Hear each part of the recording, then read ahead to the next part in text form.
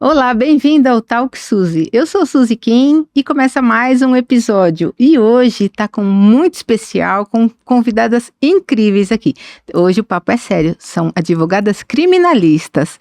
Tenho aqui a doutora Maria Eduarda Fernandes, advogada criminalista, e a doutora Marli Carvalho, também advogada criminalista. Doutoras, muito obrigada pela presença de vocês. Peço por gentileza que se apresentem na sua câmera. Muito obrigada, Suzy. É uma alegria imensa estar aqui com vocês. Eu sou a Maria Eduarda Fernandes, advogada criminalista há mais de 12 anos. Sou pós-graduada em Direito Penal e Processo Penal.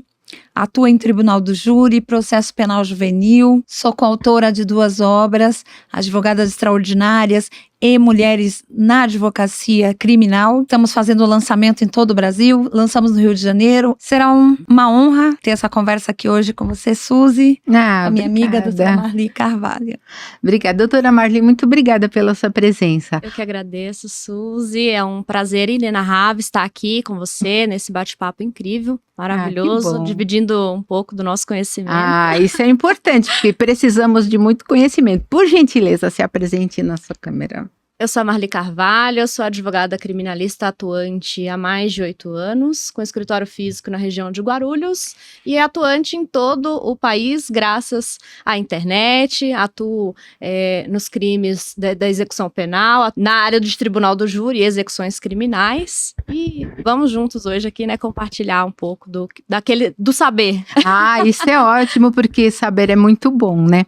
E eu gostaria de começar com as senhoras. Desculpe, com vocês, que são 2 garotas, são muito bonitas. Obrigada. São 2 garotas aqui. Então, eu queria perguntar para as doutoras o seguinte: defina, por favor, como que é a atuação de um advogado criminal? Como que atua, onde atua, quais são as áreas? São diversas, né? Sim. Em diversas áreas, assim. E eu gostaria que você explicasse um pouquinho para a gente. O ramo do direito criminal é o ramo público, né, que define quais condutas ali dentro da legislação é considerada crime ou contravenção penal, né? E ali dentro toda aquela legislação vai definir o que é o crime e qual a punição que aquele que cometer algum delito, né, do qual está descrito roubar, matar, tem uma punição.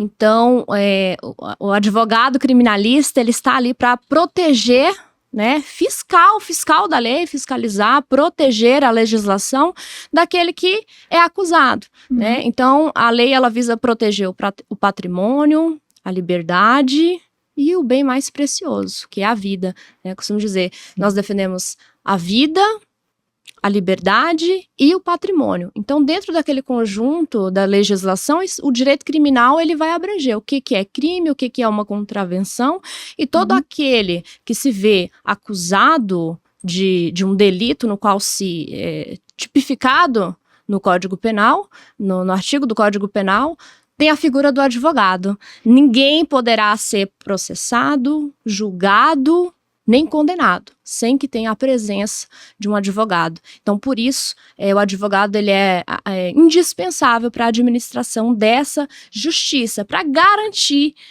o direito de toda pessoa que está sendo acusada, injusto ou justamente, de um crime. Que ótimo, é muito bom, né? E a gente sempre precisa de advogados, né? Porque em toda a área da vida a gente precisa. E eu queria saber de vocês, o que fizeram vocês, assim, atuarem no direito penal? Eu sempre tive muita paixão pelo ser humano. E como bem definido pela doutora Marli aqui, o bem, o que a lei protege, que é a vida, Sim. que é o ser humano, eu sempre fui apaixonada por pessoas. Então, eu sempre fiquei indignada ao ver injustiça, ver pessoas sendo julgadas sem o devido processo legal, digamos assim, desde a época de escola, quando um coleguinha julgava o outro e a punição era levar uma surra na hora da saída, por exemplo, sem às vezes ver os 2 lados da história, a pessoa já era ali julgada e punida, né? Então, eu sempre cresci com esse instinto de querer ouvir os dois lados e de querer lutar pela verdade, de querer lutar por justiça. E aí, convivi sempre em periferia. Eu vim da periferia, então vi muitas injustiças, vi muitas pessoas serem abordadas porque é preta, abordada por conta da marca da roupa que veste, porque nós temos no nosso país o racismo estrutural enraizado, onde às vezes a pessoa é abordada não porque ela é suspeita de estar cometendo um crime, mas porque ela tem o traço, o perfil que é o criminoso, nosso sistema, né? o nosso Estado persegue como o potencial agressor, como o potencial infrator da lei, como o potencial criminoso. Então, eu sempre tive o desejo de lutar para evitar essas injustiças. Mesmo porque o criminoso não tem um biotipo, né? Ele não tem uma característica assim. Pode ser uma pessoa morena, uma pessoa loira, enfim, a gente nunca sabe. Os colarinhos brancos também, né? Que tem muito bandido lá em cima que a gente não sabe, pensa, né? Você vê a pessoa assim, então não tem isso, né? Mas o nosso sistema penal brasileiro, mais da metade da população carcerária é pessoa negra. Poxa vida. Pobres, né? Em sua grande maioria. E não existe um perfil, né? Para cometer qualquer ato que a gente está acostumado a roubou, enfim. Mas não existe o perfil do criminoso. Qualquer um de nós aqui nessa mesa pode ser exatamente. Incorrer ali nas iras do artigo do Código Penal. Qualquer um pode matar, ainda que seja em legítima defesa, no trânsito, de forma culposa. Nossa, tem muito, é verdade. Eu posso matar alguém de forma culposa no trânsito. Então, o Código Penal, ele tá ali para todos. Está dizendo, não está dizendo não faça, mas está dizendo, se você o fizer, existe essa punição. Então, é importante que todos nós somos passíveis de cometer algum delito do Código Penal. E aí, eu quero perguntar uma coisa sobre os menores, né? Você tinha comentado sobre na escola, né? Que muitas vezes tem um aluninho, ainda hoje acontece, né, gente? Tem um aluninho lá que chega na saída, é pego. Muitos jovens hoje, a gente está sabendo pela mídia, que cometem crimes hediondos também, né? Então, eu queria saber de vocês um pouco. Vocês atuam também na área com esses adolescentes. Como é que funciona isso? E eu queria depois perguntar sobre a diminuição da maioridade penal. O que vocês acham sobre isso também? Suzy, eu atuo no processo penal juvenil, que é a área do direito que atuamos para defender os menores, né, que estão em conflito com a lei. No caso do adolescente, ele responde por ato infracional, que é aquele equiparado ao crime, seja ele hediondo ou comum. No caso de um homicídio, ele responde por ato infracional equiparado ao homicídio. Ele não é punido com uma quantidade de pena, de anos, como seria no caso da pessoa maior dos 18 anos, a pessoa adulta. Ele no caso de sofrer uma condenação, uma sentença, reconhecendo o cometimento de um delito, né, de uma infração equiparada a um homicídio ou roubo, por exemplo, ele pode ter aplicado a medida socioeducativa de internação, que é essa a mais gravosa, né? Que seria equiparada à prisão. Seria, para os menores, a internação na Fundação Casa. E mesmo num latrocínio? Mesmo no latrocínio. Porque eles não cumprem pena. O Estado trata a legislação, a medida aplicada para os menores infratores é de educação socioeducativa. O objetivo é educar. Por quê? Porque o adolescente, ele está em formação, ele está em desenvolvimento. Então, o Estado, ao ver esse menor em conflito com a lei, ao infringir algum artigo do Estatuto da Criança e do Adolescente, ou do Código Penal, ou de qualquer outra legislação que prevê aquela punição no âmbito criminal, ele vai internar aquele adolescente em casos graves. Certo. E ele vai ser submetido a procedimento de tratamento com equipe multidisciplinar. Lá é obrigado a estudar, fazer as atividades. E quando que ele vai ter oportunidade de voltar para casa, né? Voltar para sua família? Quando tiver relatórios que confirmem que aquele adolescente está sendo recuperado, que ele realmente está aceitando aquela medida punitiva e que ele está tendo bons resultados, que ele está tendo bom proveito. Tá, mas aí tem um limite de tempo para ele ficar lá ou não? Ou ele só sai de lá quando ele tiver... Quando ele puder ser reintegrado. Normalmente, a primeira internação em crimes graves, quando o juiz determina, normalmente ele marca para, com um prazo de 6 meses, ele fazer uma nova avaliação. Esse adolescente, ele pode sim ficar na fundação até os 21 anos de idade. A depender do perfil dele, do histórico, do desenvolvimento daquele adolescente no decorrer do cumprimento dessa medida socioeducativa. Eu só queria saber, assim, se você acha que a medida socioeducativa funciona. Você acha que é satisfatório? O tratamento que eles têm lá, você acha que reabilita, reintegra o menor para a sociedade ou ainda precisa melhorar, na sua opinião? O tratamento da aplicação da medida, ele é todo sigiloso. Ah, sim. É todo sigiloso. Uhum.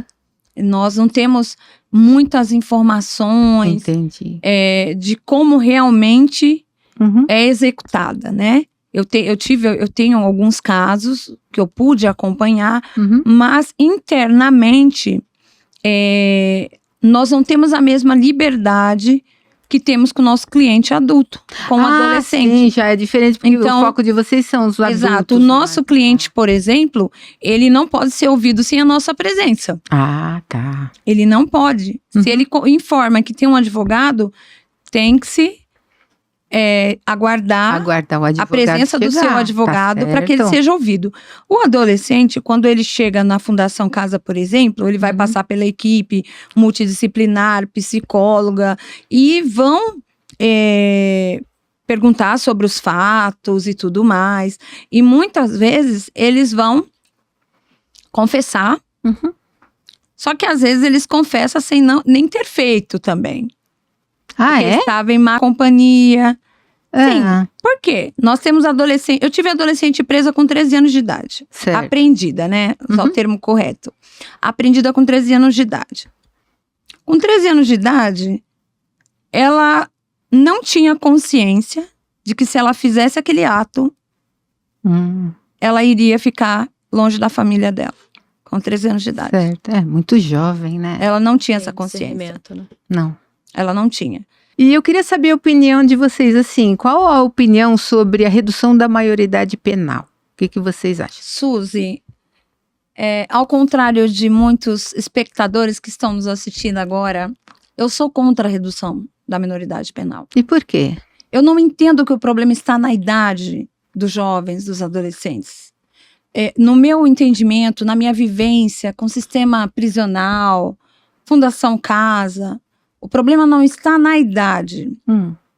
Eu vejo que o problema está numa estrutura, desde a base familiar, educação, é um conjunto, são inúmeros fatores.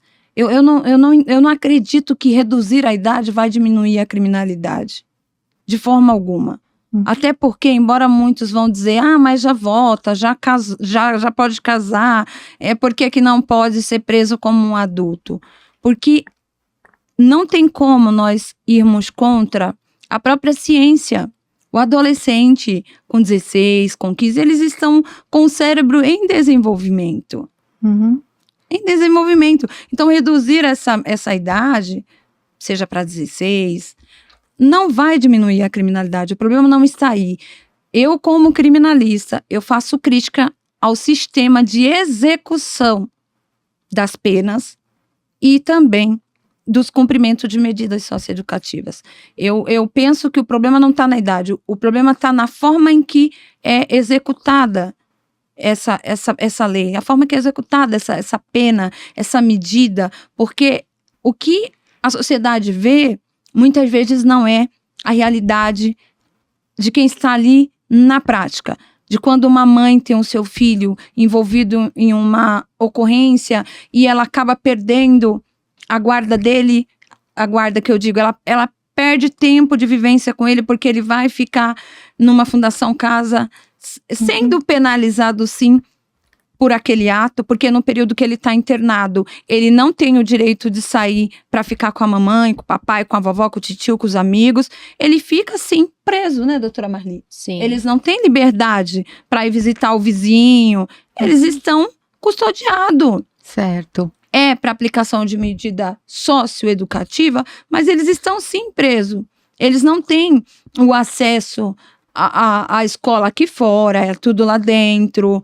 Então, eles têm a rotina totalmente modificada também, e eles têm que cumprir todas as normas daquele sistema. Certo. Nada é como eles querem. Uhum. Se eles descumprem, assim como os adultos, eles também respondem por falta disciplinar dentro da unidade, e que é o mau comportamento, e se ele tem mau comportamento, vai aumentar a estadia dele ali.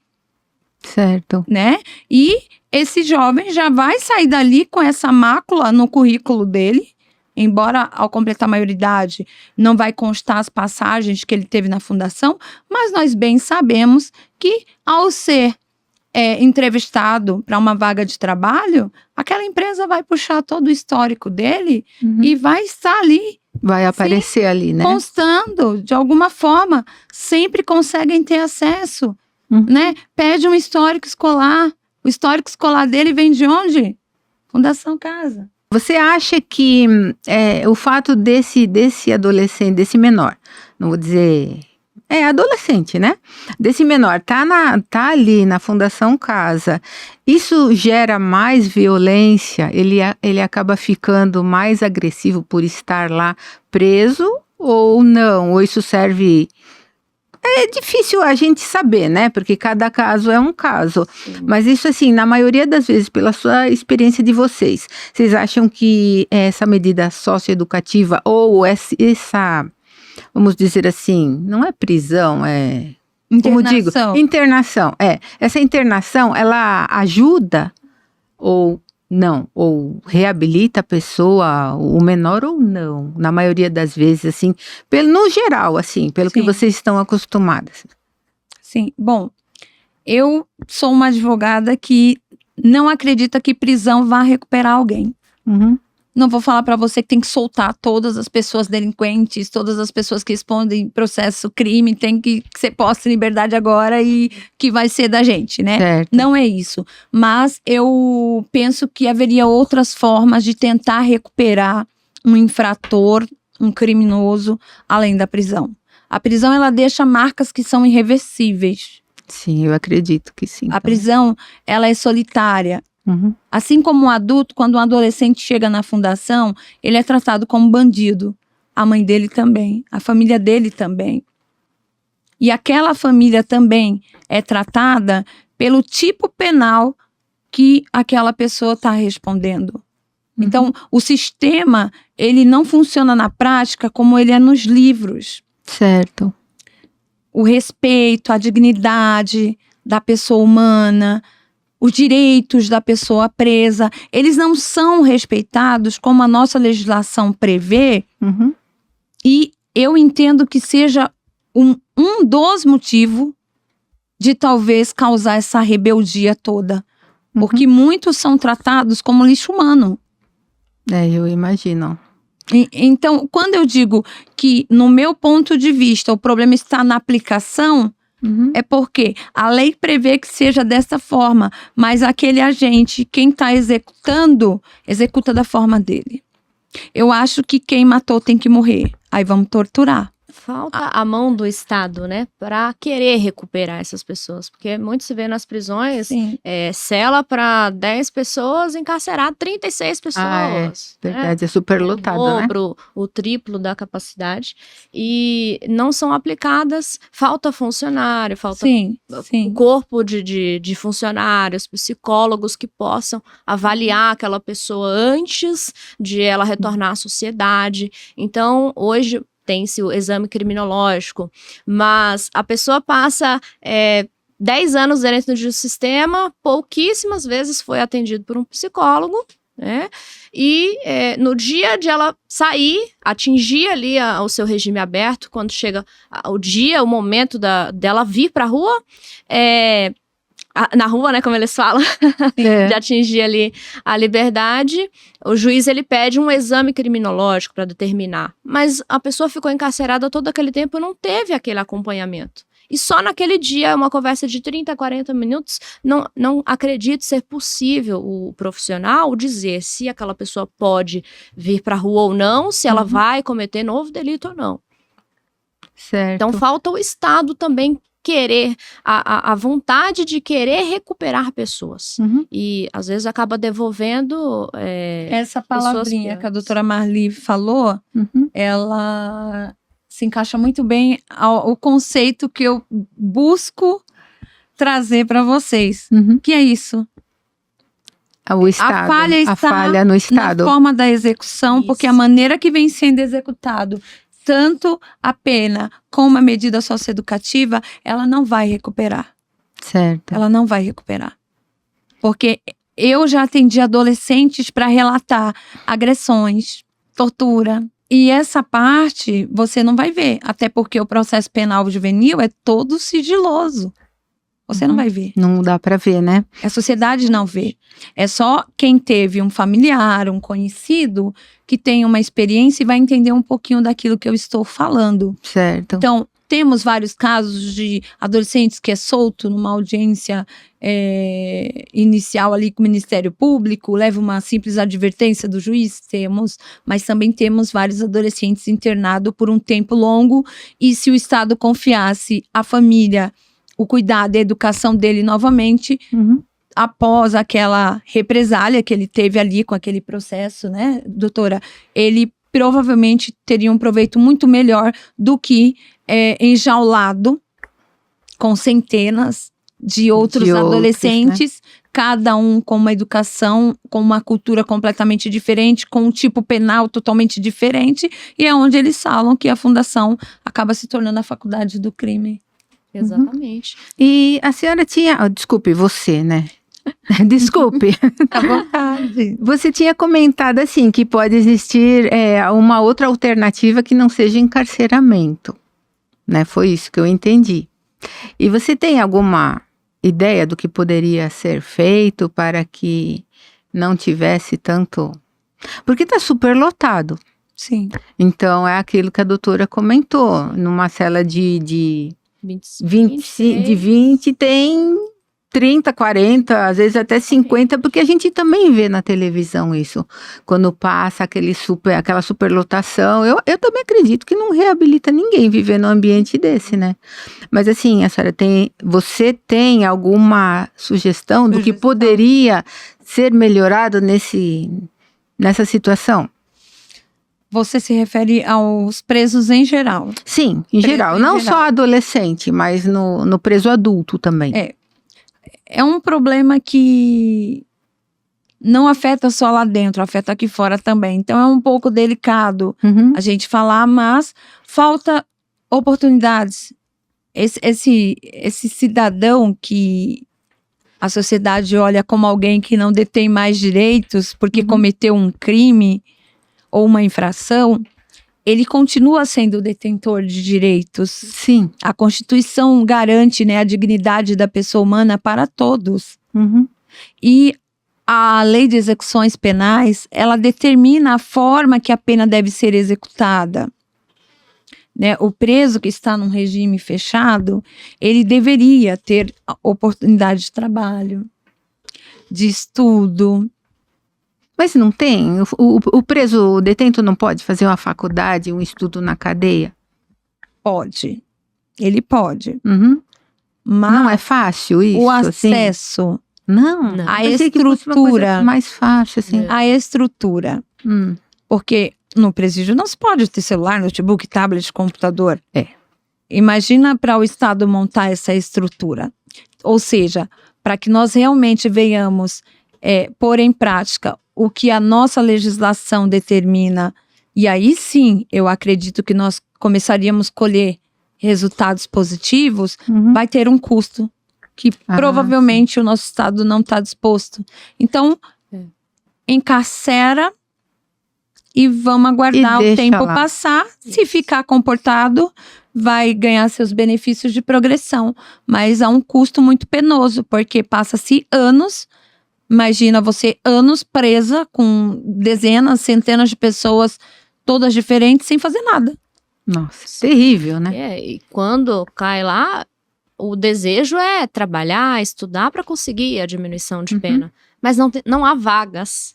Não, é um déficit enorme de vagas para poder estudar, para poder trabalhar. Então, não é assim como pensa, vai trabalhar, vai estudar. Vai trabalhar e estudar se existirem vagas. E não existe vagas para poder trabalhar, estudar e conseguir diminuir a pena. Então, o Estado, ele deveria abraçar mais para recuperar. Quantos projetos, eu sou voluntária de um projeto muito lindo, que é o Paz no Coração. Não sei se você pode falar, pode? Pode. Paz no Coração, Liberdade na Prisão. E são palestras terapêuticas distribuídas, são 21 vídeos, 21 palestras, e aí escolhe-se ali os presos que querem estudar, pegam seus nomes, formam turmas, e aqueles vídeos com psicólogos, terapeutas, e colocando na mente deles o que o ato, o que aquele ato está sendo hoje para ele, qual a consequência para que possa cair a ficha. Muitos caem ali dentro e não tem mais esperança. Muitos tiram suas próprias vidas.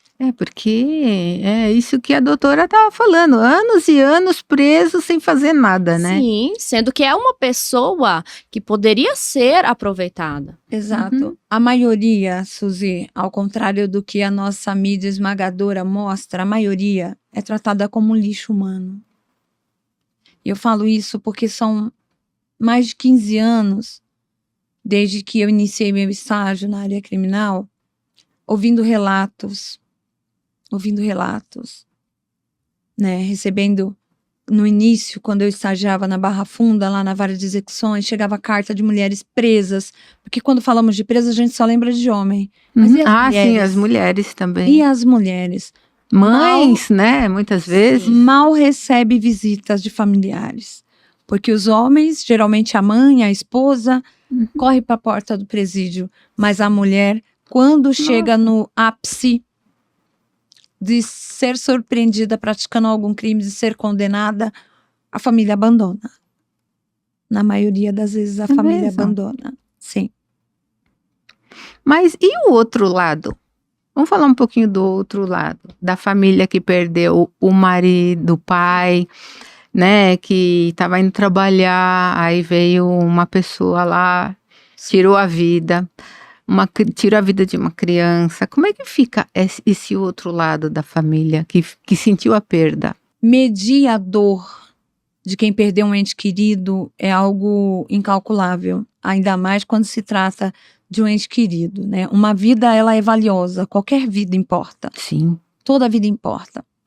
Ainda mais de uma que foi ceifada sem um justo motivo, não que algum motivo justifique, né? Mas o nosso Código Penal permite matar quando estamos em legítima defesa, né? Se for para eu morrer, eu posso matar em legítima defesa.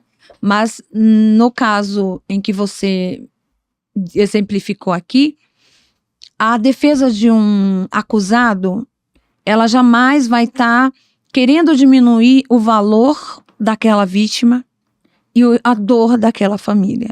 Muito pelo contrário. Quando nós estamos diante de uma defesa de alguém que tirou a vida de alguém, muitas vezes nós orientamos até mesmo a confessar. Muitas vezes, se há provas suficientes, muitas vezes nós orientamos a confessar e pedimos às vezes até a condenação. Mas a condenação pelos atos que foram praticados por ele. Porque muitas vezes, devido ao clamor público, à repercussão que o caso traz, aquela carga emocional, ela vem toda para o processo. E aí, o réu vai ser julgado com toda aquela revolta, com todo aquele inconformismo de uma sociedade. E a lei diz que ele tem que ser julgado Punido. de acordo com as provas que estão nos autos, de acordo com as provas que estão no processo. Então, quando nós defendemos aquela pessoa, nós estamos defendendo ele da prova. Uhum. A gente não vai defender ele de acordo com o que a sociedade, a mídia está achando, está falando. É o que está no processo. Certo. Então, o advogado, ele vem, como bem colocado pela doutora Marli, nós somos essenciais para a justiça porque nós estamos ali para poder colocar o freio no Estado para não esmagar aquele acusado. Sim, Uhum. e também, né, nós como advogados criminalistas não atuamos só na linha de defesa, também na assistência Sim. de acusação, somos o braço direito da família da vítima. Ainda hoje eu estava comentando com a doutora, eu tenho um caso que aconteceu um acidente em Jundiaí e estava indo o marido, a mulher, e um caminhão veio com tudo, entrou, né, bateram neles assim e sumiu.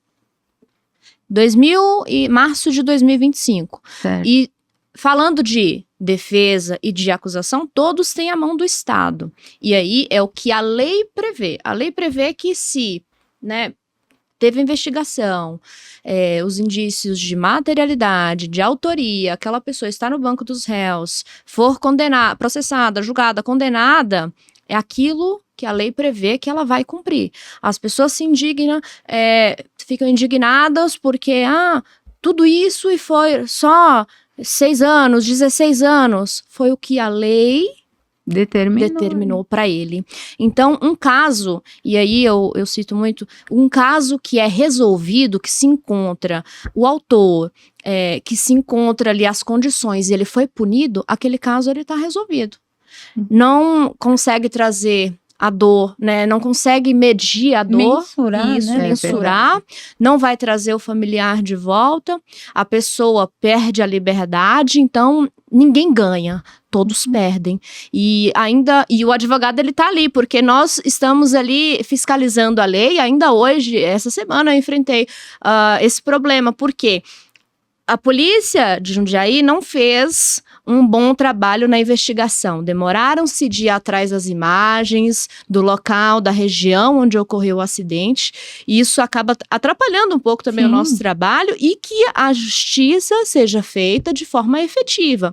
Então, num caso em que eu encontro o autor e que tem uma pena para ele, seja de 6, de 16, de 20, aquele caso foi resolvido. Teve a pena, ele vai cumprir, vai atingir, né, o regime aberto, vai voltar para a rua novamente, será devolvido para a sociedade. É por isso tão importante que o Estado ele tem que buscar meios de recuperar aquela pessoa, porque ele vai ser devolvido para a sociedade. E muito tem que nos preocupar de como essa pessoa voltará, porque depois pode ser uma vítima também daquela pessoa. Sim, pode ser Então, reincidente, né? isso, o Estado ele precisa recuperar. Aí, no meu caso, que não teve essa resolução, que o autor do delito ali fugiu, não prestou o devido socorro, isso é uma impunidade, porque aquele caso não foi resolvido. E aí o promotor queria arquivar o processo, foi pedido o arquivamento porque não tinha indícios ali de autoria.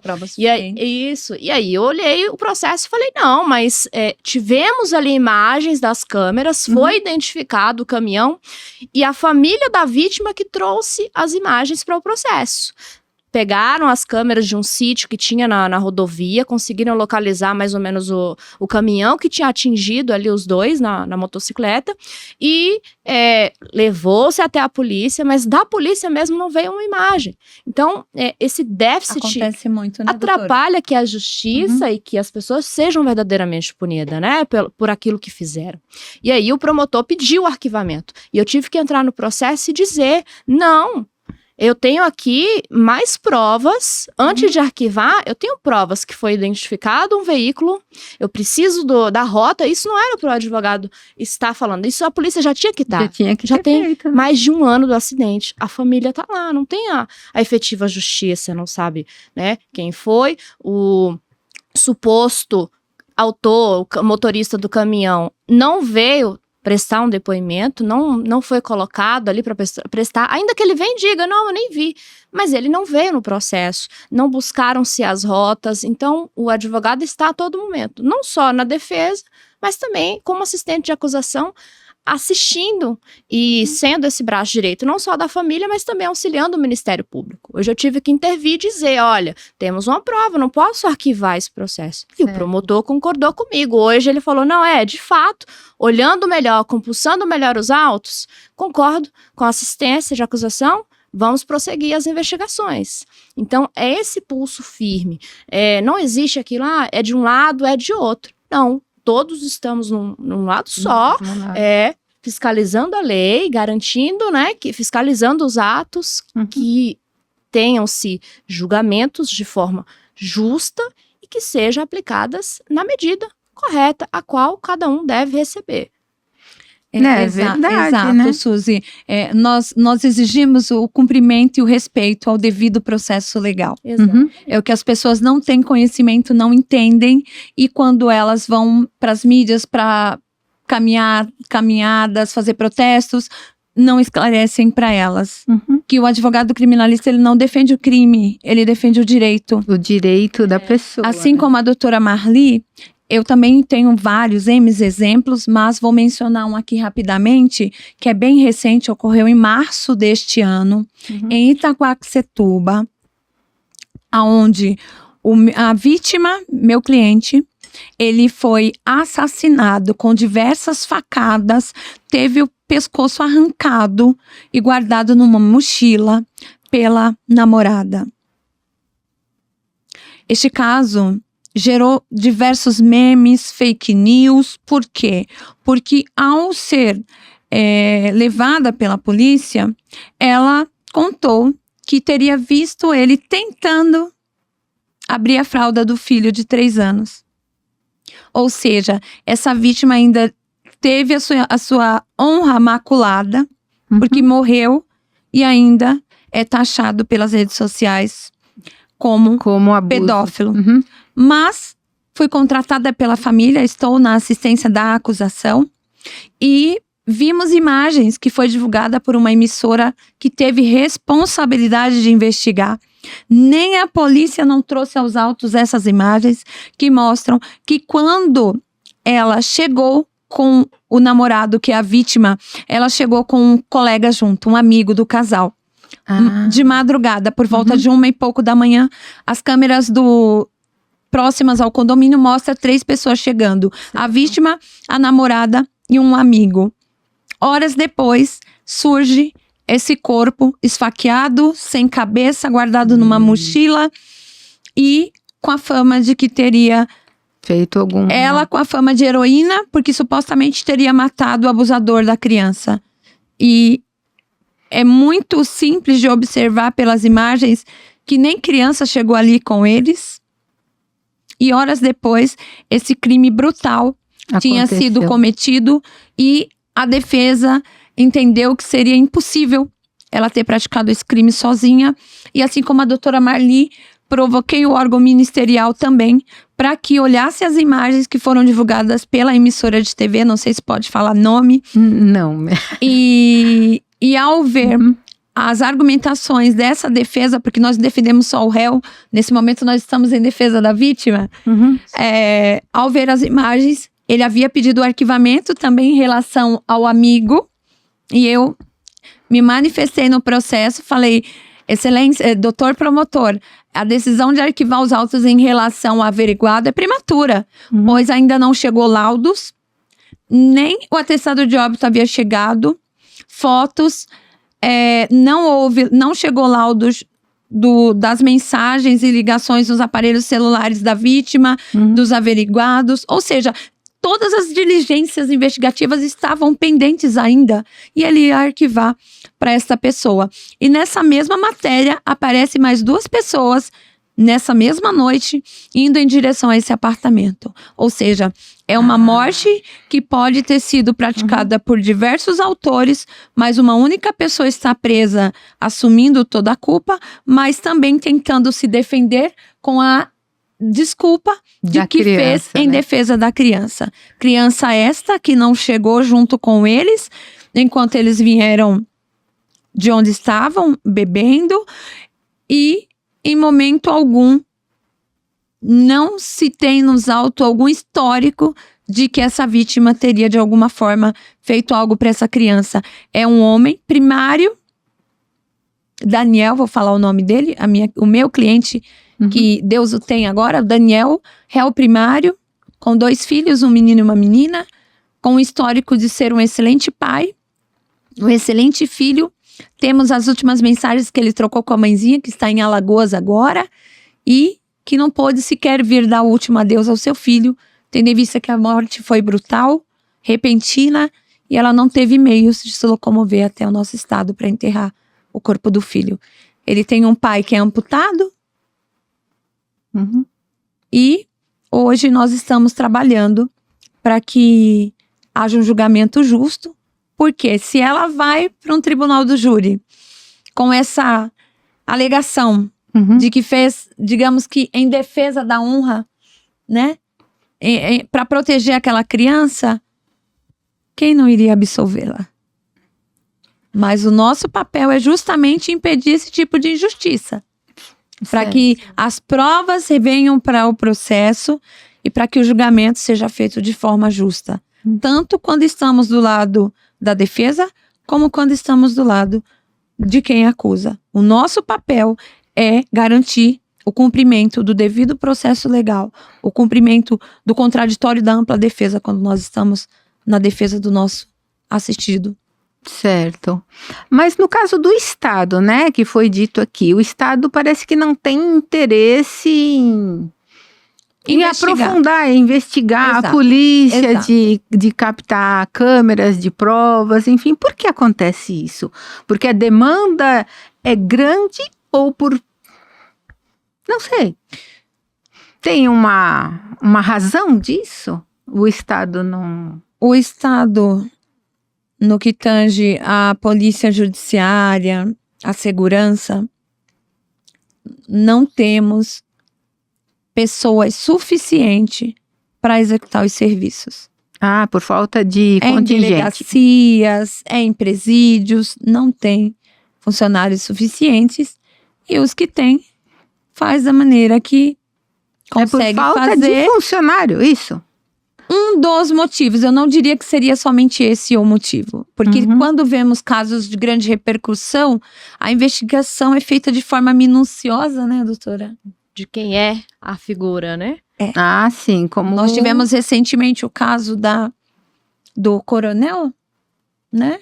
Ah, sim, do coronel, da esposa que também era policial, né? E se fosse um cliente meu, provavelmente não teríamos uma perícia de alto nível como aquela para descobrir que não foi da forma que ele relatou. Depende do infrator, né? Temos vários fatores, exato. Ah, entendi. Sim, a pressão midiática. Eu tive um caso também na assistência de acusação que só se chegaram aos autores porque a família da vítima novamente foi atrás, foram nas redes sociais, falaram e trouxeram para o processo a testemunha que falou, ó, a dinâmica foi assim. E aí, com aqueles vídeos, chegaram no autor e aí o delegado liga, porque ele poderia ter, naquele momento, solicitado, feito um pedido para o juiz de decretar uma prisão temporária, sabendo os indícios, né, da autoria, só que ele liga, nesse espaço que ele liga, ele foge. O autor, ele foge, deu espaço para essa fuga. Com essa fuga, ele ficou 3 anos fora. E aí, de novo, a família lutando. E aí, nós entramos no caso 1 ano depois, né, dos fatos da morte da adolescente. E enviamos notícias para todos os jornais, Foz do Iguaçu, Paraguai, porque chegaram denúncias anônimas de que ele estaria tentando ali, atravessar, né, a fronteira. E aí eu tive uma ideia, eu falei, vamos enviar para esses jornais, porque podem ver a foto dele. É um caso de bastante repercussão e, quem sabe, deu certo. Uma denúncia efetiva na Polícia Federal e 3 anos depois da morte da menina, o cara foi preso lá em Foz do Iguaçu. Então, de novo, a família ali em conjunto, mas o Estado abarrotado né?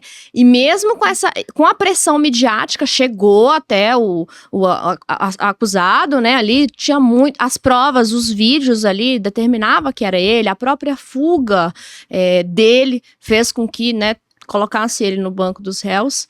E algo que teve o julgamento dele depois da prisão.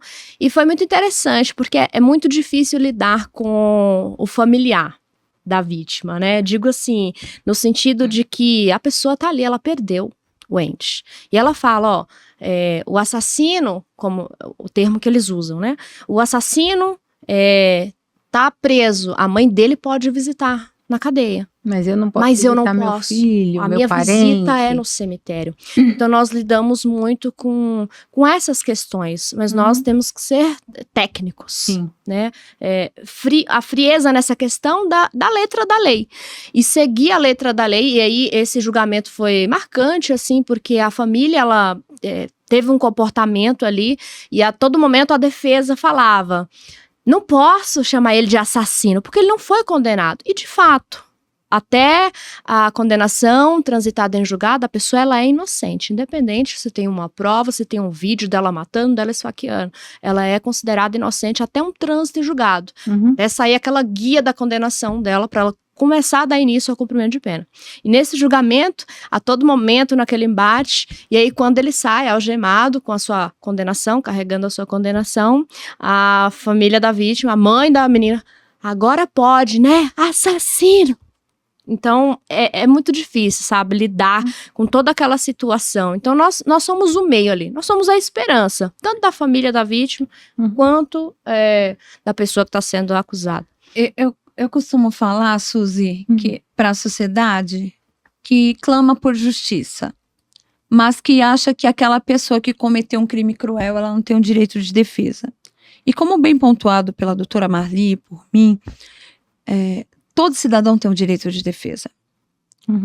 Então a sociedade precisa entender, e há pessoas que são estudiosos, até do nosso meio, que sabem que isso está previsto em lei, que todos serão considerados inocentes até o trânsito em julgado da ação. Nós temos a presunção de inocência no nosso ordenamento jurídico. Por mais cruel que seja um crime, aquele agente, aquele suposto autor, ele tem o direito do contraditório e ampla defesa.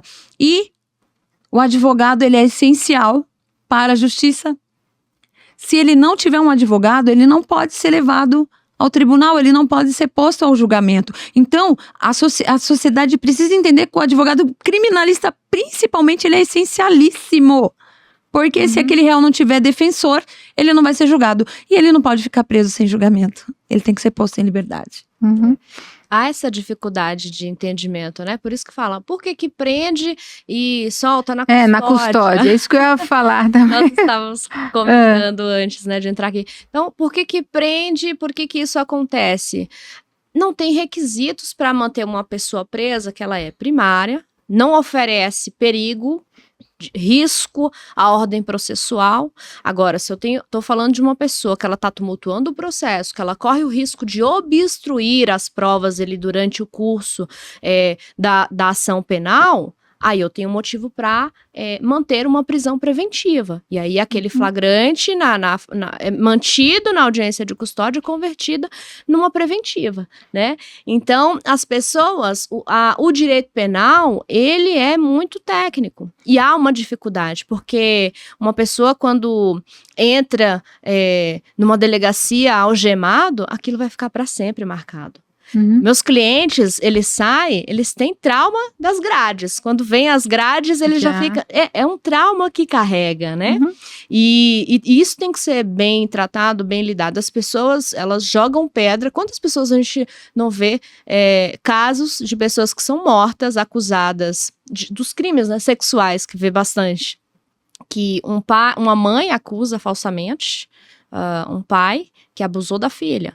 A sociedade inteira se volta contra aquele homem, até mata, depois descobre-se, eu inventei, ele não fez isso. Então isso é muito perigoso, essa questão de não entender a letra da lei, de não entender que não tem um requisito para manter uma pessoa presa antes de uma condenação. Então, quando a pessoa está no banco do réu, ela já é considerada culpada, a pessoa já dá um julgamento para ela, sem entender os aspectos de toda... Tem determinados casos, Suzy, desculpa te cortar, tem casos que nós não vamos para fazer a defesa, nós vamos para descondenar o acusado, porque ele já está condenado. A sociedade, a mídia já condenou ele. Então, o papel da defesa é gigantesco para fazer o quê? Aplicar, para convencer o magistrado a aplicar corretamente a lei, a nossa Constituição Federal. É o nosso maior desafio. E quando, no caso, é um flagrante, um réu confesso ou um reincidente? Olha, como provar isso? Como que age, né, neste caso? Em que situação? Você se refere a um flagrante? Um flagrante, um réu confesso ou um reincidente. Ele já fez, como, por exemplo, o maníaco do parque, Foi comprovado que ele tem problema, né, que ele tinha um perfil, assim, que ele atacava as moças e ele fazia alguns atos ali que eram coisas que não eram nada compatíveis com uma pessoa equilibrada. Foi constatado que realmente ele tinha um problema. Mas, assim, um serial killer, um cara que que comete latrocínio um atrás do outro. Que aí é comprovado, tem câmera, tem testemunha, ou ele confessa. Como é que faz nesse caso? Olha, Suzy, cada vez que a pessoa cometeu um crime, ela vai ser processada por ele. E ela vai ser julgada por ele. Sim. Então, a pessoa tem 10 processos. No dia do julgamento do 11º, ela vai ser julgada pelo 11º. Ela não pode, naquele dia, ser julgada pelos 11 outros processos. Porque cada processo vai ter a sua investigação própria, vai ter os seus andamentos próprios, vai ter os prazos para acusação, para defesa. Nós temos que respeitar o devido processo legal. Certo. Então, o que as pessoas... Ou talvez é o que você queira Não, eu tô perguntando porque eu quero entender, isso. Tá? Eu não tô criticando, eu quero entender. Você tá querendo nos perguntar o seguinte: já sabem que ele pratica esses crimes? Ou ele confessa. E ele tá sendo autuado novamente. Sim. Por que de repente soltar? Né? Se nós estivermos falando de uma prisão em flagrante e de repente essa pessoa, mesmo reincidente, ela é posta em liberdade em uma audiência de custódia, é porque o juiz viu que não havia necessidade, naquele caso específico, de manter ela em cárcere para investigar. O juiz viu que ele tinha condições de ser posto em liberdade e responder a este processo em liberdade. Porque, na verdade, a liberdade é a regra, Suzy. A prisão é a exceção. Mas no nosso país, primeiro prende, depois apura. Aí, se for inocente, solta. E aquele tempo preso ficou perdido. E se for culpado, dá continuidade ao cumprimento daquela pena. Então, a ordem é contrária. E também uma regra muito legal do processo penal que as pessoas não entendem é a questão de nulidades. Às vezes até colegas advogados que não são da nossa área criminal ficam, nossa, mas por que ele foi solto? Porque há uma ilegalidade. Por exemplo, num caso de roubo, há o procedimento do reconhecimento de pessoas. E ele deve ser da forma legal. Eu tenho que ter pessoas parecidas com aquela pessoa. Tem uma receitinha de bolo. Tem uma receitinha de bolo 226 que precisa seguir. Algumas delegacias não seguem. Pega qualquer pessoa ali, coloca os próprios funcionários na madrugada. Eu já fiz flagrante que, para seguir a regra do jogo, aconteceu um roubo. Não sei, foi ele, não foi? Vai ter o procedimento de reconhecimento. A vítima tá ali. Então, eu já falo pra família, olha, me traga 3, 4 pessoas que são parecidas, um primo, um amigo, para nós fazermos o reconhecimento. Caso contrário, o delegado, e assim, a depender das delegacias, elas não seguem a letra de lei, coloca, por exemplo, uma pessoa moreninha com 3 pessoas brancas. A vítima aponta a pessoa com a cor, né? E aí já tem aquele padrão do julgamento. Então, a vítima, nós cansamos de ver processos horríveis, que são anulados por conta disso. Uma colega nossa teve um processo anulado, uma colega advogada, que o policial, ele pega ele na câmera, o áudio falando, olha, você tem que reconhecer, porque senão eles vão soltos. Então, a vítima nem estava reconhecendo, ela reconheceu porque indução às vezes do ela policial. reconhece a cor da roupa, Isso. o boné, e não Não é aquela pessoa. Então, nem toda pessoa que está ali sendo acusada Perigo, de roubo é muito Sim, perigoso. sim. Nós vemos diariamente isso acontecer na nossa Sim. área. E os processos são anulados. Uma colega nossa também soltou um cliente dessa maneira. Ela mostrou os vídeos e falou, não é ele. Ela entrou chorando na sala de audiência. E a juíza, né, deu até uma água para ela, falou, é parente dela? Não é parente, mas a ilegalidade tá tão grande aqui que eu preciso demonstrar isso. E é injusto mandar esse cara lá pro CDP e olha lá quando que vai ser uma liberdade, que o habeas corpus demora para julgar. Então, vai saber quando que essa pessoa vai ganhar a liberdade. E enviar um cara primário que nunca pisou os pés dentro do sistema carcerário, né? porque lá não é como todo mundo pensa. Ah, é mar de rosas, está comendo e bebendo. Não. Não. Eu, assim, recebi até relatos, né, nossas idas aos presídios, policial penal, que já foi acusado de passar informação, de autorizar a passagem de uma droga para dentro do presídio, e esse policial penal ser preso, acusado e estuprado dentro da própria instituição. Então, é muito mais sério, assim, relatos de abusos desses, os adolescentes, quem milita mesmo diariamente na área, é por isso que nós defendemos tanto a liberdade. Eu não quero mandar um menino primário que não sabe o que é o sistema carcerário lá.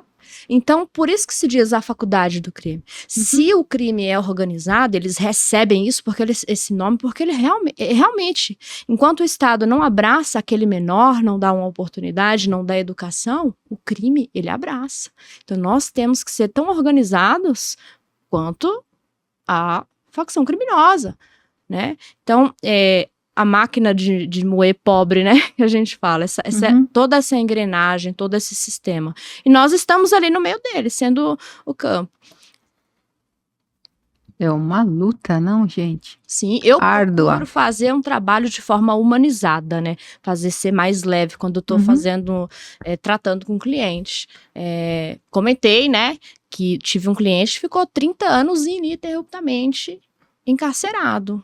Foram muitas as coisas que esse homem viveu. Ele ganhou os cabelos brancos dele dentro do sistema carcerário. Então, ele tem muito para contar. Depois, se quiser trazê-lo... Quero. Então, assim, ele tem muito para contar. Então, do que de fato acontece lá, que nós aqui só a gente não tem noção, a menor noção, né, do que acontece ali dentro do sistema carcerário. Quem vive lá dentro. Então, assim, o fator também do usuários de drogas, né, os crimes de furto, tem um problema das drogas também que envolve toda uma questão, essa questão política. É muito complexo. São muitos fatores, Suzy. Você vê falando que preso morreu dentro do presídio?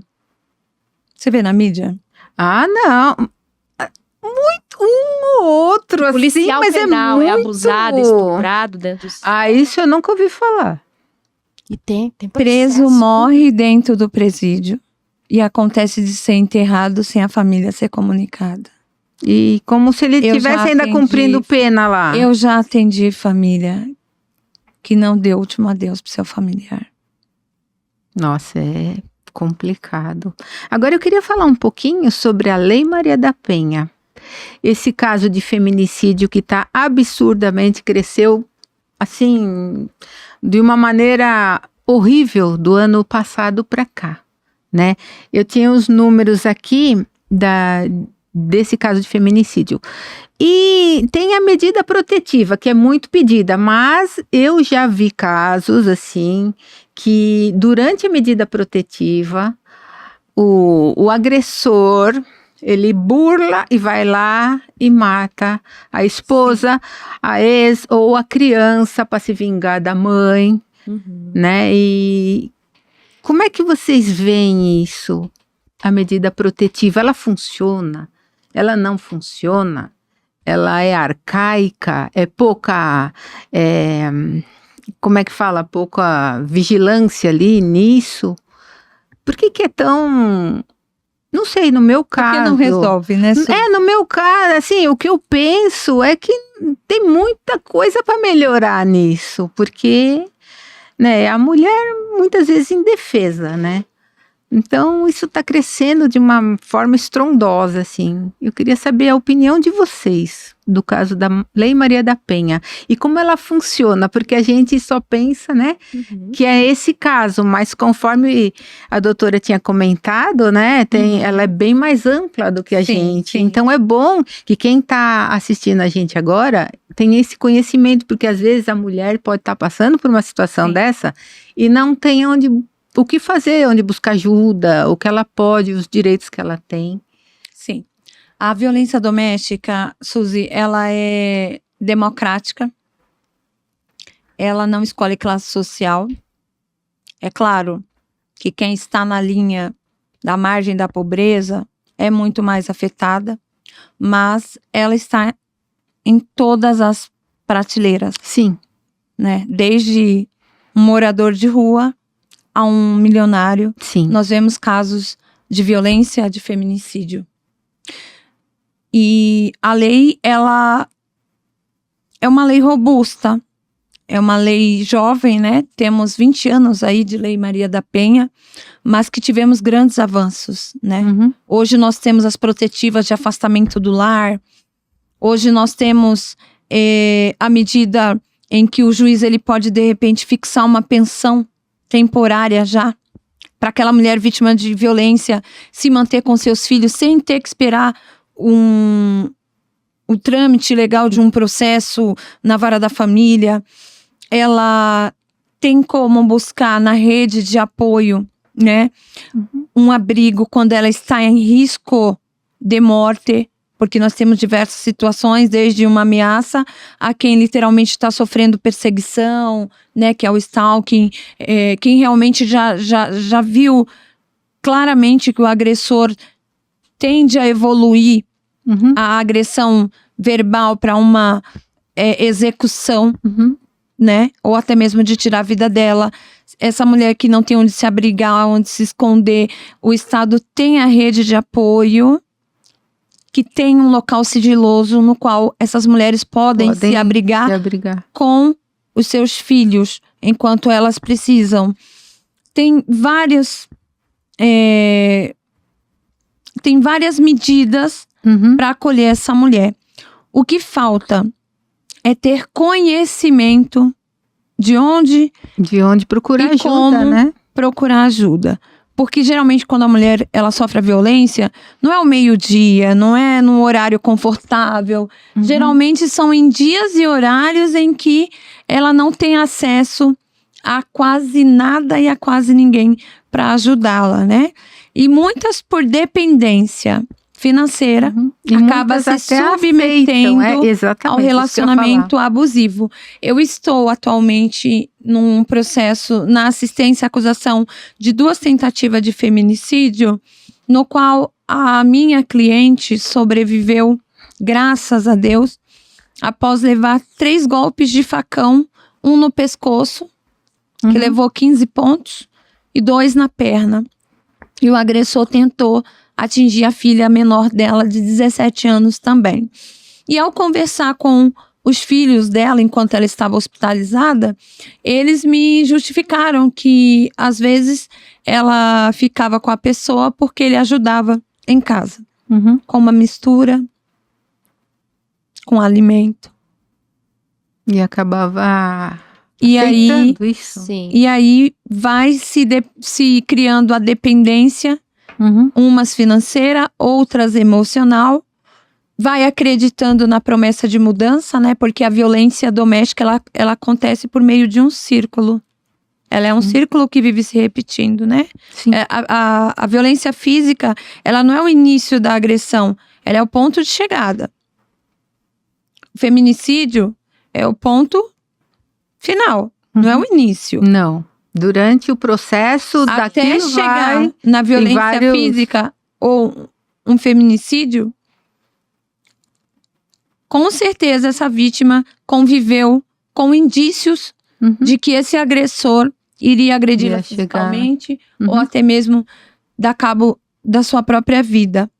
Mas, por ela estar dentro do círculo, às vezes movida, controlada pelo medo, pela dependência emocional, financeira, ela acaba ficando ali, É. né? ela acaba permanecendo ali naquele relacionamento abusivo e, Acontece. lamentavelmente, nós temos visto uma crescente assustadora no número de feminicídios e as leis, elas têm se endurecido, sim. Hoje a pena mínima do feminicídio é de 20 a 40 anos, A a pena mínima? base, Sim, pena Teve um base aumento.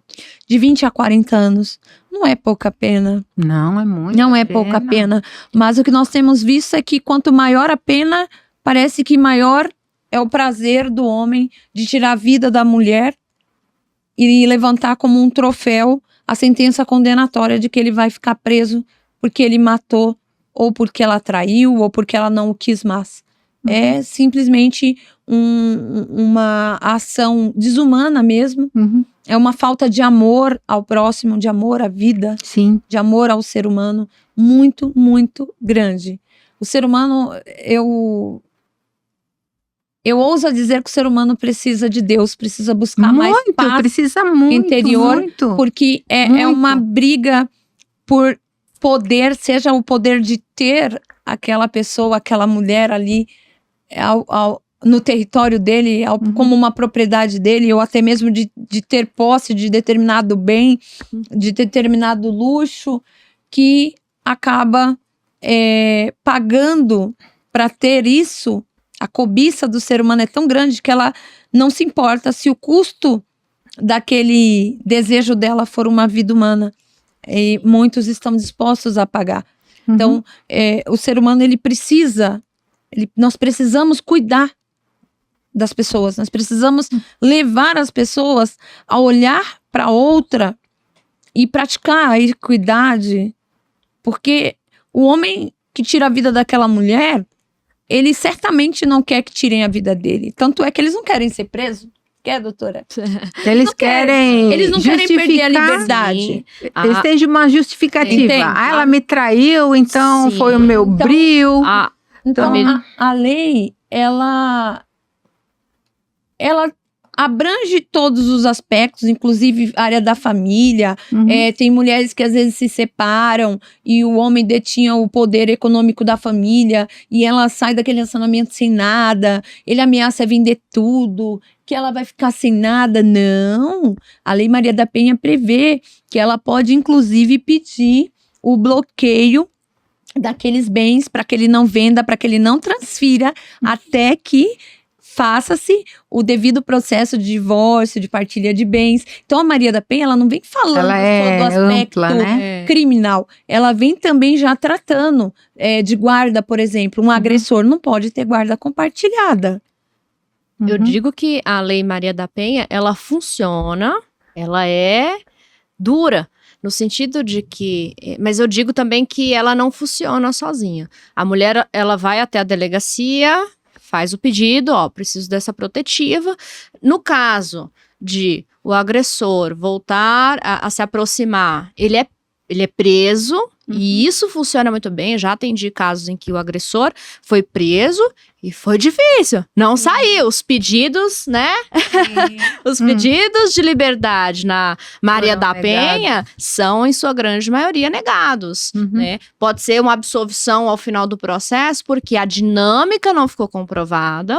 Às vezes a mulher volta atrás nas falsas acusações e diz, olha, não foi bem assim, e aí fica contraditório, e aí a absolvição, ela, na dúvida, ela tem que se absolver o réu, porque eu tenho dúvida do que de fato aconteceu. Lógico, depende de cada caso, mas as pessoas, os homens em sua grande maioria, desacreditam, assim, quanto maior o poder aquisitivo, mais eles acham que podem. Sim. Claro.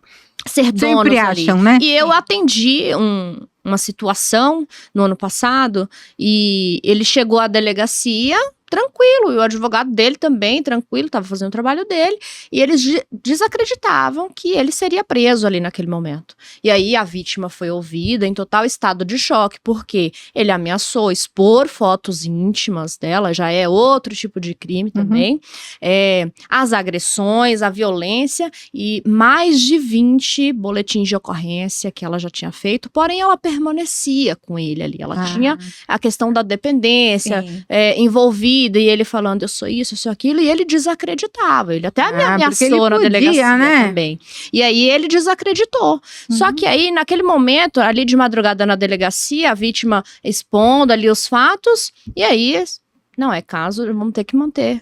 E aí ele desacreditou, ele xingou, queria, né, bater em todo mundo ali na delegacia. E o próprio advogado também falou, nossa, mas por que ele vai ficar preso? Não acreditaram que... Porque ele não tá acima da lei, né? E aí, mesmo depois de preso, ele queria oferecer dinheiro, né, para poder amenizar a situação. Então, olha o estado, né, que a pessoa chega para querer fazer uma coisa dessa. Então, a pessoa acha que tem o poder aquisitivo, que ele pode mandar na mulher e fazer o que ele bem entender. Ele está acima da lei.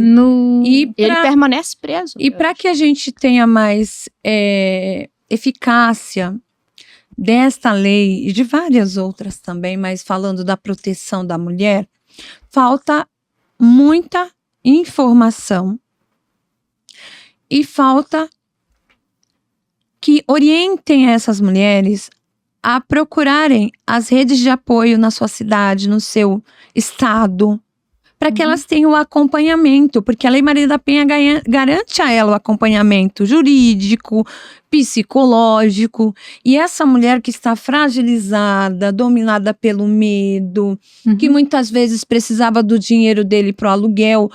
A lei também prevê um auxílio aluguel para mulher vítima de violência. Aqui no estado de São Paulo nós temos isso, poucas recorrem e na delegacia não passam essas informações, então elas precisam chegar até as redes de apoio, que normalmente é a Casa da Mulher, Subsecretaria da Mulher dos municípios, porque lá elas vão ter o acolhimento, elas vão ter atendimento jurídico, psicológico, porque eu sei que se essas mulheres que estão num contexto de violência doméstica começarem a ter acompanhamento psicológico, passarem por terapia, elas vão ser encorajadas, fortalecidas. Inclusive, eu sou da cidade de Guarulhos e lá na subsecretaria eles desenvolvem trabalhos de empreendedorismo com as mulheres vítimas de violência. Que bom, né? Então, elas são estimuladas a fazer crochê, decoração em chinelos. Eu fui numa feira artesanal esse ano mesmo, que fizeram muito linda. Cada artigos lindos que elas desenvolvem. Curso de manicure, costura, maquiagem. Muita coisa, ou seja, né? Essa mulher que não tem condições financeiras, ela sendo encaminhada para o local adequado, ela vai ter o suporte que vai ajudá-la a recomeçar. Então, muitas não têm conhecimento e não têm entendimento, ou quem tem o conhecimento acaba talvez não passando as informações, e aí poucas sabem, né? Algumas, por exemplo, têm medo de separar e perder a guarda do filho, porque é o marido que paga as contas. Aí, porque ele é quem paga a escola, o aluguel, se ela ficar sem a criança, como ela não tem emprego, não tem renda, ela acha que o juiz vai tirar a guarda dela. E isso é um mito, nenhum juiz tira a guarda de uma mãe pelo fato dela ser pobre. Muito pelo contrário. É o caso da mulher procurar a ajuda. Tem delegacia da mulher, né? Quando a mulher vai numa delegacia, ela, inclusive em São Paulo, existe a Sala Lilás, que é o ambiente adequado para se atender uma mulher ou uma menina em situação de violência. Não é no meio de todo mundo, é um ambiente mais acolhedor, que são as Salas Lilás. E tem também a Delegacia da Mulher, né? Tem a Delegacia da Mulher.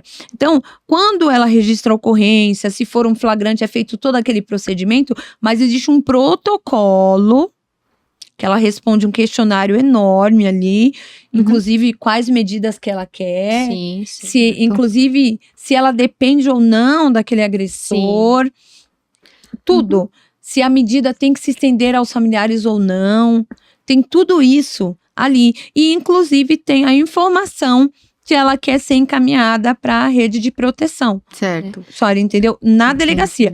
Porém, tem agentes que só manda assinar. Né, doutora? O assunto violência contra a mulher tem que ser um podcast inteiro. Sim, tem que ser um tema inteiro, é muita informação. Mas, assim, um recado né? para as mulheres. Sim. O papel sozinho da violência, da medida protetiva, não protege por si só. Então, as mulheres procuram se proteger, mudar de telefone, de endereço, né? Porque a mesma forma que quando é deferida a medida protetiva, aquele papel está ali. Mas o agressor, na medida que ele pode encostar, não dá tempo nem prender. Já tirou a vida. Então, a mulher também tem que se proteger, que o papel sozinho ele não salva ninguém. Eu costumo dizer isso para os meus clientes, né? Pedimos a protetiva, mas se cuida, troca de número, troca de endereço, o que puder fazer, pede ajuda nos institutos e aí, né, para discorrer isso tem que ser homem. E denuncia no caso de descumprimento, porque uma falsa informação que se tem a protetiva vai proteger. O juiz não tá na casa dela, nem o promotor e nem o delegado. Ela precisa denunciar que tá tendo descumprimento. Né? E na maioria das vezes não há essa denúncia de que tá tendo descumprimento. Sim. A minha cliente mesmo, ela pediu a suspensão da protetiva, permaneceu com o agressor e quase perdeu a vida. Então, agora, é culpa da lei? Não é culpa da lei. Falando da lei, para a gente encerrar, eu queria só fazer uma pergunta. A lei brasileira, ela ajuda o advogado ou ela dificulta? Hoje, Suzy, nós temos enfrentado grandes obstáculos para garantir o cumprimento da nossa legislação, principalmente no que se refere às matérias de direito penal, processo penal. Nós temos visto decisões arbitrárias, como a doutora Marli bem mencionou, decisões eivadas de nulidades, sem respeitar o devido processo legal. Nós temos visto decisões o Código Penal faz tempo que não... Aliás, a lei brasileira... Há muitos anos que não é mexido. Eu não sei. Mas nós até tivemos... onde eu sei. Assim. Sim, nós tivemos mudanças recentes, né? Nós tivemos o pacote anticrime em 2019, que trouxe mudanças extremamente relevantes, né? Hoje nós temos, inclusive, juiz de garantias, as audiências de custódia, que antes não tinha audiência de custódia, era só plantão, né? O juiz analisava o processo. Ele não via o preso como a lei determina, né? O preso tem que ser apresentado até o juiz, né? Quando tem um flagrante, num prazo de 24 horas. Hoje isso é possível por meio das audiências de custódia. Antigamente, o que ia para o juiz, na verdade, era o processo, não era o preso. Então, deu uma melhorada na lei, né? Em alguns aspectos. O que nós questionamos não é a lei em si, é a aplicação da lei. Aplicação. O que eu questiono não adianta ter a lei se não há aplicação. A nossa Constituição, ela vem sido atropelada de forma grosseira, assim, diariamente, constantemente. Agora mesmo está tendo no Rio de Janeiro o julgamento da Monique e do Jairinho, né? Daquele caso que repercutiu e repercute até hoje em todo o Brasil, da morte do menino do Henry Borel. Sim. E nós conhecemos advogados tanto do lado da acusação quanto do lado da defesa. São duas bancas extremamente competentes, né? Dos dois lados, a defesa do Jairinho e a defesa da Monique. E é um processo que tem muita discussão técnica, tanto que ele já está muita no quinto coisa, dia, né? Sim. E provavelmente dure aí mais uma semana para termos aí uma decisão, uma sentença. É muito assunto. Gente, esse assunto é muito amplo, muita coisa para a gente conversar. E aí, nesse ponto, Suzy, o que eu queria colocar é que se a lei nos atrapalha, no primeiro dia do julgamento, todos foram impedidos de fazer uso do celular, inclusive os advogados. E o celular é a ferramenta do advogado. Ou seja, Difícil trabalhar assim, né, gente? Sim, aí a gente Bom. enfrenta uma insegurança jurídica, né? A gente fala, a lei é para todos, mas às vezes ela Às vezes não é se para aplica. alguns. O advogado pra já foi alguns. mais respeitado. O advogado já foi Uhum. mais respeitado. Hoje nós temos enfrentado arbitrariedade, desrespeito no exercício da profissão, que nos obriga, muitas vezes, a agir de forma um pouco mais enérgica para que nós tenhamos nossas prerrogativas respeitadas, porque a nossa prerrogativa, que é o direito de exercer a nossa profissão livremente, quando ela é desrespeitada, na verdade está sendo roubado o direito do cidadão, Sim.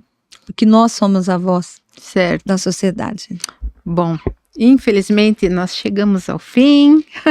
Agradeço muito mais uma vez pela presença de vocês, doutoras. Muito obrigada. E se vocês quiserem dar alguma informação, passar as redes de vocês, rede social de vocês, aonde o contato, quem precisar, aonde procurar, pode falar com essa câmera, por favor, dá seus contatos. Maravilha.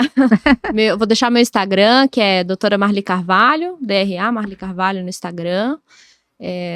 Qualquer dúvida, né, acerca das informações que foram passadas aqui hoje, esclarecimento, pode chamar, que é um prazer poder esclarecer qualquer dúvida que ficou aqui, né, do assunto. E é muito amplo. É amplo, tem muito assunto. Num né? bate-papo, assim, uma duração de 1 hora, é difícil falar tudo. Uhum. Tem muito mais Muita coisa, que podemos né? compartilhar aqui. Vamos ver um segundo episódio. Assuntos diversos, né? É isso aí. Doutora, pode dar seu contato ali na câmera, por favor? Sou a Maria Fernandes, né? Minha rede social mais ativa é o Instagram, @defesaativa. Ele é bem sugestivo, gente. Defesa Ativa.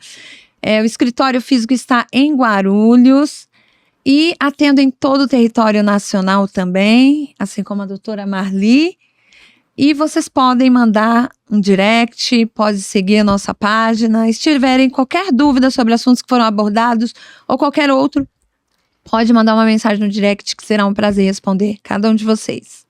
Tá certo. Mais uma vez agradeço a vocês. Muito obrigada. Vamos marcar um segundo episódio, né, gente? Pra gente continuar. Com certeza, o direito criminal é apaixonante. É mesmo, né? E o Talk Suzy fica por aqui. Agradeço muito pela sua companhia também. E segue a gente aí nas redes, Talk Suzy, aqui no YouTube, né? Se inscreve no canal, curte, compartilha.